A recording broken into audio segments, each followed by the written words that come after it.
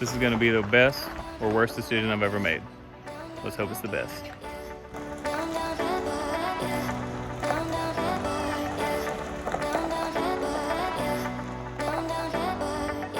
All right, guys, check it out. We just got it loaded up. We're backing it up now, and then we're gonna head back to the house. We're gonna go and give a little bit more in-depth review of what's wrong with it and what we're gonna be doing with this vehicle.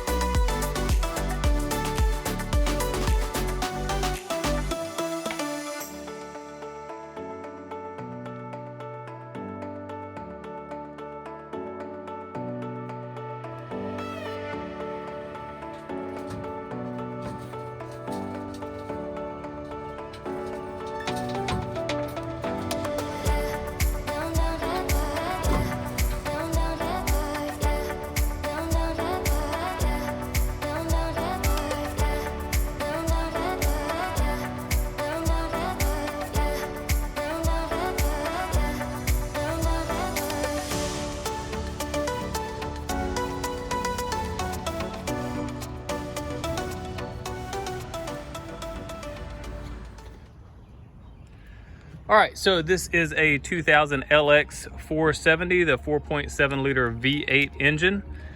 4-speed automatic. A few years after this, I think they came out with a 5-speed, also VVT-i, and more horsepower and torque. But this I felt was a pretty good deal for the damage that it had, so that's why I decided to go ahead and purchase this vehicle. As you can see from the front, we do have some front end damage. Let me unlock it here and I'll open the hood for you.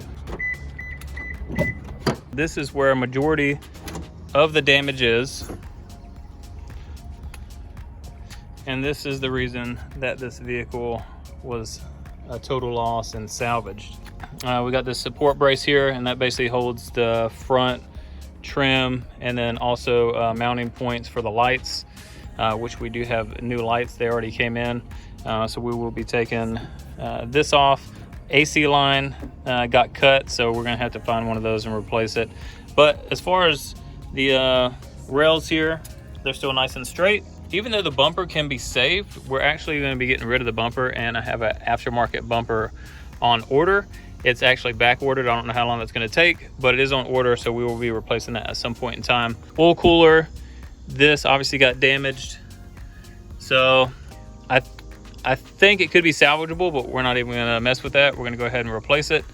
Bracketry here, this got shoved back just a little bit. I don't know if you can see. It has a slight bend to it, so we're going to be pulling that out. And over here is where most of it got impacted in the brunt force. As you can see, all that is kind of pushed out that way. So we will be fixing all this and pulling what we can back out, but for the most part, it's pretty straight. Just taking a look here in the engine bay. We do just kind of have a free floating battery here. I ordered a new battery hold down for this because the other one was so corroded from the old battery that we had in here. I just wanted a new one, so we got a new one, but I'm not gonna put it in yet because we still need to do some work to this vehicle. But for the most part, everything in here is nice and straight. Have a video on that. I basically had no power steering when I first got this thing, and I had to strong arm the steering wheel just to get it to move. But we flushed the system, and I have a video coming on that. And I did that one of the first days that I had it, just for the simple fact that, you know, I'm gonna be moving this in and out and around my driveway and garage, so I needed it to go a little bit smoother, and also I wanted to make sure that the power steering was good, so I didn't have to replace anything. So after we flush it, put new fluid in, it's great, no problems there. Like I said, the light was completely smashed here, and then over on this side, this one is still salvageable and it works, but all the clips are broke. So I just ordered a pair replacement, and then we're just gonna replace both of them.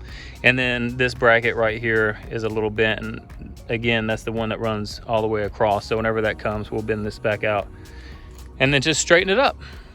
All right, so along with the rest of the exterior here, we do have, if you can notice on the hood, we do have a considerable amount of hail damage.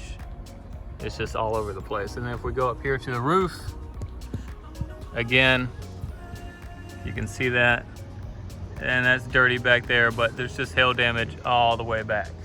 Also, we have that part right there that's gonna need to be cleaned up, get that rust taken care of.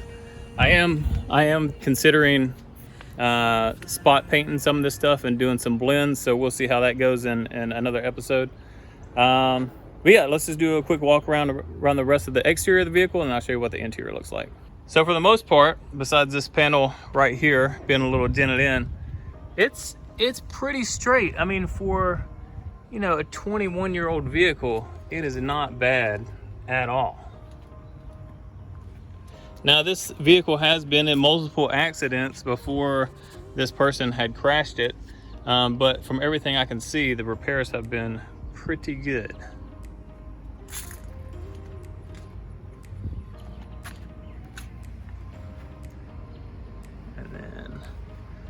And again, just looking at it, the sides and everything, it's pretty straight.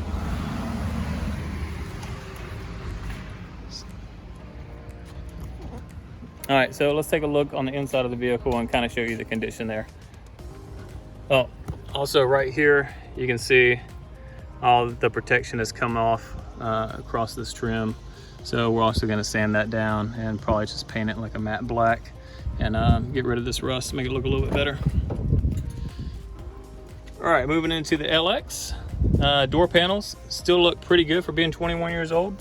As you can see, there's a little bit of crinkling right here, but nothing too horrible.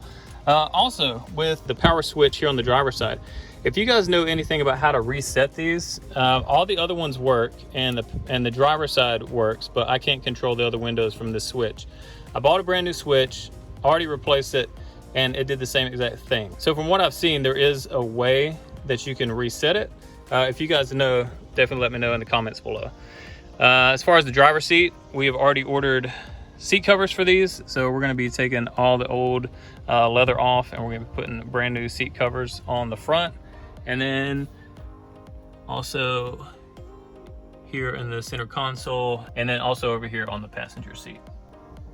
Dash actually looks really good. There's no cracks or anything like that in it, and that's one of the reasons that I wanted to purchase this vehicle, because seldom do I feel that you find these vehicles with the dash intact as well as this one is, without any cracks. Rocking old school right here, just the cassette player and CD player, and then down here climate controls. And then as you can see here, the steering wheel is a little worn, but we're gonna clean it up the best we can, and then we're just gonna roll with it. Another thing I love about these 100 series is right here, it's got the lock-in center differential, and then it's also the old school with the stick high and low gears. And I don't know if the AHC works yet. We're gonna find that out. We're gonna find that out relatively soon, once we get some of the mechanical stuff fixed on the interior, because it has a low battery and the alternator is bad. So from what I've read, the AHC will not engage if it realizes that it's low voltage. So once we get all that replaced, fixed, and we can start this thing up on a good charge, hopefully all the AHC components work. We just have to flush the system and we'll be good to go. I really don't want to replace that. I've heard really good things about how nice it is if it does work. So I am hoping that it does work. Then that'll also save us a little bit of money too. All right, I do have the seats folded forward just so I could make some room for some of this stuff in the back.